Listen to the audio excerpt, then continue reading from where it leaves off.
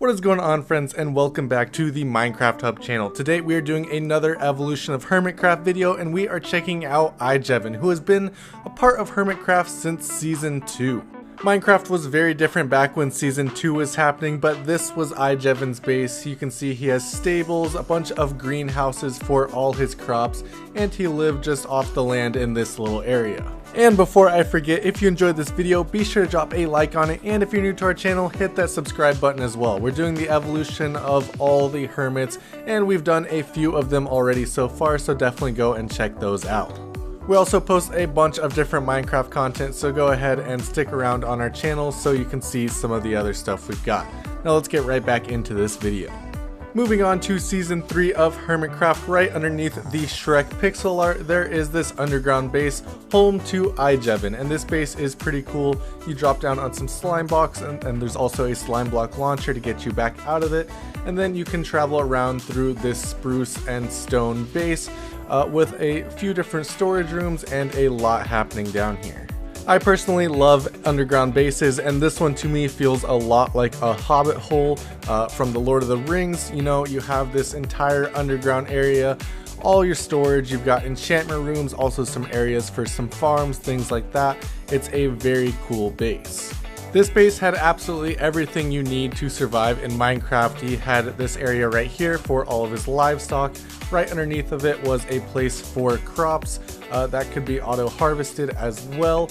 And he even had a sheep farm with every single color of wool. So definitely a great little base down here that could supply a lot of what you're going to need for materials in Minecraft. It also had a great view of Hermit Hills, and it even had a wood farm down under here. This base didn't have too much going on the outside, but it did have a great view of Hermit Hills, and if you didn't know, Season 3 was played on an amplified world, which is why all these mountains and everything around are absolutely massive. But he had a lovely view off into the distance, and then you can see he also has the rest of his base back up here, and this was the wool farm that I was mentioning before with all the different colors of wool. But that's about it for his Season 3 base. Now let's move on to Season 4 with this giant wither statue and the giant field of wheat underneath it. Then he also has another underground base this season, this one completely out of stone bricks and some smooth stone slabs, things like that. He's got a storage room, brewing stand, enchantment room, basically everything that you need in this underground base. It's crazy how much his underground building has changed over the seasons. As we saw in Season 3, he just had the wood and stone pathways going through the mountain that he had.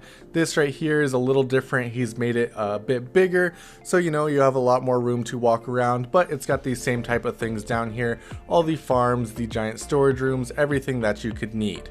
But then he also has some stuff going on up top, specifically the wither statue, and I do actually really like this storage room. Everything is really close together, which makes it convenient to get a bunch of different materials. But also, these underground builds compared to what he did in Season 8 with the giant hole down to bedrock, it's definitely cool to see how much IJevin has changed over the seasons in his styles. Now, moving on to Hermitcraft Season 5, he switched it up a little bit this season and decided to build some things on top of this island. As you can see, he's got this little village up on top of this island. Down here is the little port area where if you come in by boat, you can enter this tunnel that he's dug out here, climb up the ladder, and enter the rest of the village. Even though he has the village though, he does actually have an underground section of this whole base, so he still kept up with that theme throughout these seasons. I think he did a great job creating his own village on this island. One build that I really like is his nether portal. I think it's just super creative how he stuck it into a small little hill on its own island and kind of filled it in, so it kind of looks like just a naturally made portal in this world. But if we go underground, we can find his storage area for this season, and what I really like about this storage area is that he kind of made it look like it was made out of live trees.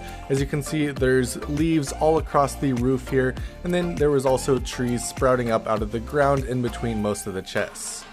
Next up is Hermitcraft Season 6, where he actually had a couple different bases this season, one of which was this fidget spinner right here, made out of redstone glass, some black wool, and some red terracotta. Lots of different blocks in this to make up this palette. but I think it actually looks really nice. And he even had a storage room, which was mostly for terracotta, as you can see here, because he was using a lot of terracotta in this build and wanted to use more of it in some other builds. His main base for this season, however, was a completely different block palette than this, but also still out on the ocean. Hermitcraft Season 5 actually featured a lot of different water bases. This one I think is really cool. I like the different hallways that you can access each different bubble. It kind of gives you like a Subnautica feel on top of the water here. The main circle down in the center is actually his storage room, and this base does actually feature 3 iron farms floating in the air above the base. Moving on to Hermitcraft Season 7, this base looked very different throughout the season, but what I do really like about this base is the block palette for it. He chose to use Instone, which is a pretty uncommon block in Minecraft, mostly because it's just somewhat difficult to get, as you have to go to the end and then just mine all the Instone that is out there. But I think this Instone brick actually looks really nice, especially the way he used it, combining it with the prismarine blocks and also the light blue stained glass. It all looks really nice together, and I actually think this base turned out really cool looking.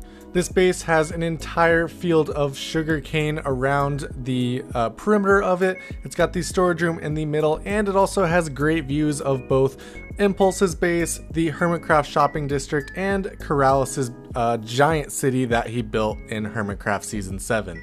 This base looks really cool though.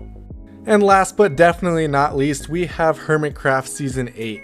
IJevin did a lot of building in Hermitcraft Season 8, trying out a lot of new things. Of course, he has his giant hole base, but he also works a lot on the swamp terrain around it. As you can see here, he did a lot in this area, adding in some custom trees, a lot of moss, azalea, things like that to make this whole biome look beautiful. And he also has this shulker box. But if we go through all these trees into the more desolate swamp right in the center, we're going to find a very cool stone base. I actually really like this perimeter that he built up on the edge of it to make it look not as just flat. It kind of builds it more into the surrounding terrain. And then down in here, this thing just looks mystical. So it's got a giant green orb in the center. It goes all the way down to bedrock, and down there is the lime stained glass all the way down to bedrock, but with the kind of layered glass effect that looks so cool. And then in each of these little, or not really little, but in each of these coves is something different for his base, either storage room, he had a furnace array, he also has some farms with villagers, he also has a villager trading hall in one, all really useful things to have in your Minecraft base. I'm definitely excited to see what he decides to do in Season 9. This base was super cool, and I really can't wait to see him try out some other building styles. I really like the natural style that he was going with in the swamp, and hopefully we see some more of that terraforming action in Season 9. That is all that we have for you guys today though. Thank you guys so much for watching. If you enjoyed this video, be sure to drop a like on it, and if you're new to our channel, hit that subscribe button as well. Go ahead and check out the rest of the evolution videos we have up already, and we'll be releasing more soon. Thank you guys so much for watching, and I'll see you next time.